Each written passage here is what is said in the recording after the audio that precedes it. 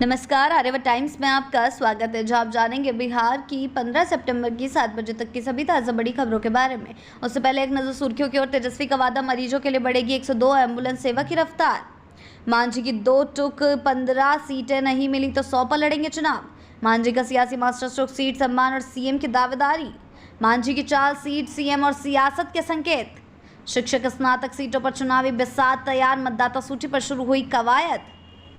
बढ़ते हैं खबरों की ओर विस्तार से। तेजस्वी का वादा, मरीजों के लिए बढ़ेगी 102 एम्बुलेंस सेवा की रफ्तार। जी हां, राजद नेता प्रतिपक्ष तेजस्वी यादव ने पटना के बापू सभागार में आयोजित डॉक्टर संवाद में बड़ा ऐलान किया है। उन्होंने कहा कि सरकार बनने पर 102 एम्बुलेंस सेवा का पेमेंट 320 से बढ़ाकर 540 रुपये किया जाएगा और महंगाई दर के अनुसार समय समय पर इसमें बढ़ोतरी भी की जाएगी। तेजस्वी ने डॉक्टरों और मरीजों के बीच आत्मीय संबंध को प्राथमिकता देने की बात कही और बेहतर चिकित्सा सुविधाएं भी उपलब्ध कराने का दोहराया। जी हां, बढ़ते हैं अगली खबर की ओर। पटना में सनसनीखेज हत्या का खुलासा, चबूतरे पर सो रहे दिव्यांग की बेरहमी से हत्या। जी हां, पटना के मनेर में थाना क्षेत्र में उस वक्त एक सनसनी फैल गई जब जीव राखन टोला स्थित दुर्गा मंदिर के पास चबूतरे पर सो रहे दिव्यांग मीतलाल राय की ईंट पत्थर से कूचकर नृशंस हत्या कर दी गई। वारदात ने इलाके में दहशत फैला दी थी। मामले में पटना पुलिस ने त्वरित कार्रवाई करते हुए हत्या का पर्दाफाश कर दिया। 2 आरोपी बुल्लू राय और लक्ष्मण राय को गिरफ्तार कर लिया गया। यह खुलासा पुलिस की सतर्कता और अपराधियों के खिलाफ सख्त रुख का संकेत है।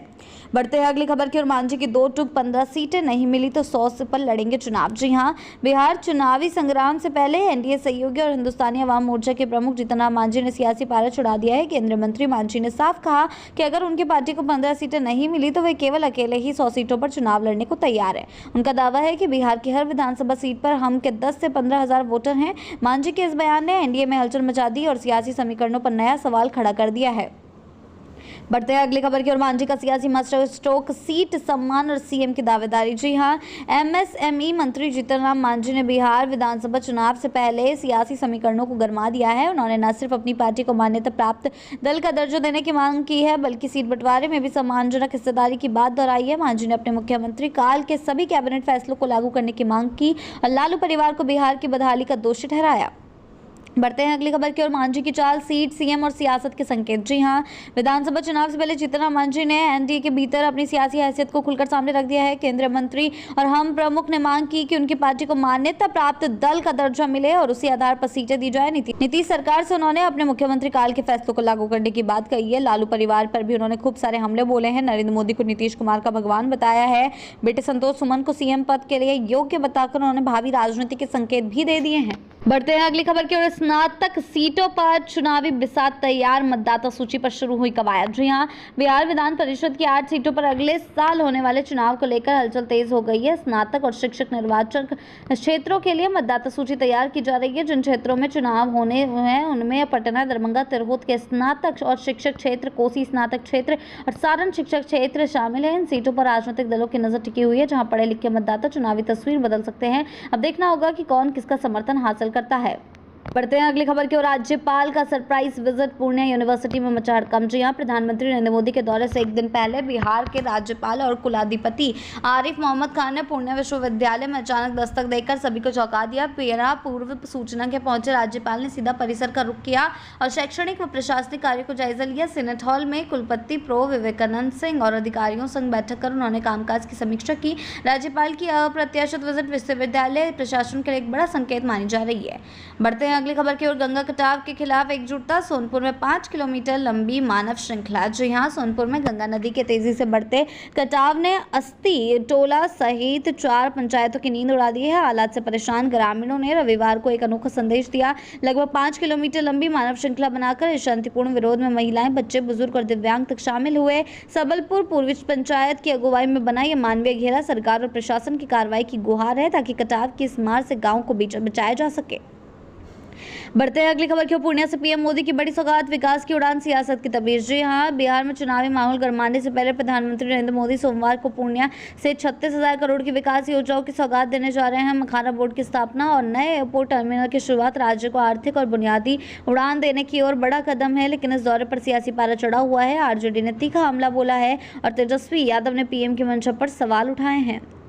बढ़ते हैं अगली खबर की ओर। मुंगेर को मिली विकास की सौगात, 17,976 करोड़ की 327 योजनाओं का शुभारंभ। जी हां, मुंगेर के बरियारपुर में रविवार को विकास की नई पटकथा लिखी गई। केंद्रीय मंत्री लल्लन सिंह और डिप्टी सीएम सम्राट चौधरी ने 7.69 करोड़ की लागत से बने 30 शैय्या वाले नवनिर्मित सामुदायिक स्वास्थ्य केंद्र का उद्घाटन किया। इसके साथ ही शिक्षा, स्वास्थ्य, ग्रामीण कार्य, ऊर्जा, नगर विकास और पंचायती राज से जुड़ी कुल 327 योजनाओं का उद्घाटन और शिलान्यास हुआ, जिनमें 83 योजनाओं का उद्घाटन और 244 का शिलान्यास शामिल है।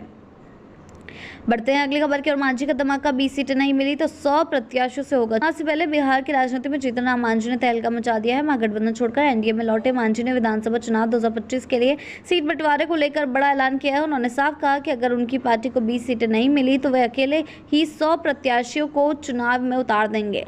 बढ़ते हैं अगली खबर की ओर। तेजस्वी का सियासी ड्रामा, पूर्णिया मेडिकल कॉलेज में रात के निरीक्षण ने मचाई हलचल। जी, प्रधानमंत्री मोदी के पूर्णिया आगमन से एक दिन पहले नेता प्रतिपक्ष तेजस्वी यादव ने शनिवार मध्य रात्रि अचानक government medical college and hospital का औचक निरीक्षण कर राजनीतिक नया पारा गर्म कर दिया है। मरीजों से बातचीत और अस्पताल की स्थिति देखकर उन्होंने एनडीए सरकार पर जमकर निशाना साधा। सोशल मीडिया पर शेयर किए गए वीडियो में तेजस्वी ने अस्पताल की बदहाली को 20 साल के शासन की बड़ी विफलता करार दिया। बढ़ते हैं अगली खबर की ओर। सीतामढ़ी में सत्ता का संग्राम 2025, नेताओं की खुली बहस, विधायक का सन्नाटा। जी हां, बिहार विधानसभा चुनाव 2025 की तैयारी में एक सत्ता का संग्राम 2025 के तहत सीतामढ़ी विधानसभा क्षेत्र में शनिवार को जोरदार बहस हुई। जमीनी समस्याओं, विकास की धीमी गति और राजनीतिक वादों की सच्चाई पर नेताओं ने खुलकर अपनी राय रखी। भाजपा, जेडीयू, राजद, कांग्रेस और जनसुराज के जिलाध्यक्षों ने वर्चुअल मंच पर भाग लिया, लेकिन सीतामढ़ी विधायक मिथिलेश कुमार मंच पर नहीं दिखे। बढ़ते हैं अगली खबर की ओर। नीरज कुमार का तेजस्वी पर हमला, कांग्रेस के बोआ वाला वार याद दिलाया। जी हां, बिहार की राजनीति में सियासी गर्माहट फिर से बढ़ गई है। जेडीयू के मुख्य प्रवक्ता और पूर्व मंत्री नीरज कुमार ने खगड़िया में विपक्ष, खासकर नेता प्रतिपक्ष तेजस्वी यादव पर तीखा हमला बोला। जेडीयू जिलाध्यक्ष बबलू कुमार मंडल ने के नेतृत्व में आयोजित अभिनंदन समारोह में नीरज ने कहा कि तेजस्वी एक असफल नेता है, जिसे कांग्रेस के राहुल गांधी ने ड्राइवर से लेकर बउआ तक कहकर अपमानित किया है। इस जुबानी हमला से सियासत में नया विवाद छिड़ गया है। बढ़ते हैं आखिरी खबर की ओर। राघोपुर में जनसुराज प्रत्याशी धर्मेंद्र सिंह पर विवाद, बिना अनुमति कैंप लगाकर आधार कार्ड और पैसे का वादा। जी हां, बिहार विधानसभा चुनाव 2025 के मद्देनजर वैशाली के राघोपुर में जनसुराज पार्टी के प्रत्याशी धर्मेंद्र सिंह विवादों में फंस गए हैं। आरोप है कि उन्होंने उत्क्रमित मध्य विद्यालय नगरगामा के कैंपस में प्रशासन की मंजूरी के बिना कैंप लगाया और महिलाओं के आधार कार्ड की जानकारी देते हुए 20,000 रुपए देने का वादा किया। इस मामले ने चुनावी माहौल को और गर्मा दिया और जांच के आसार बढ़ा दिए हैं। बिहार की ऐसी ताजा बड़ी खबरों के लिए जुड़े रहें आर्यव्रत टाइम्स के साथ ही चैनल को सब्सक्राइब करना ना भूलें और हमारी फेसबुक और वेबसाइट के साथ भी जरूर जुड़े। ऐसी ही अपडेट्स के लिए जुड़े रहें आर्यव्रत टाइम्स के साथ ही चैनल को सब्सक्राइब करना ना भूलें और हमारी फेसबुक और वेबसाइट के साथ भी जरूर जुड़ें।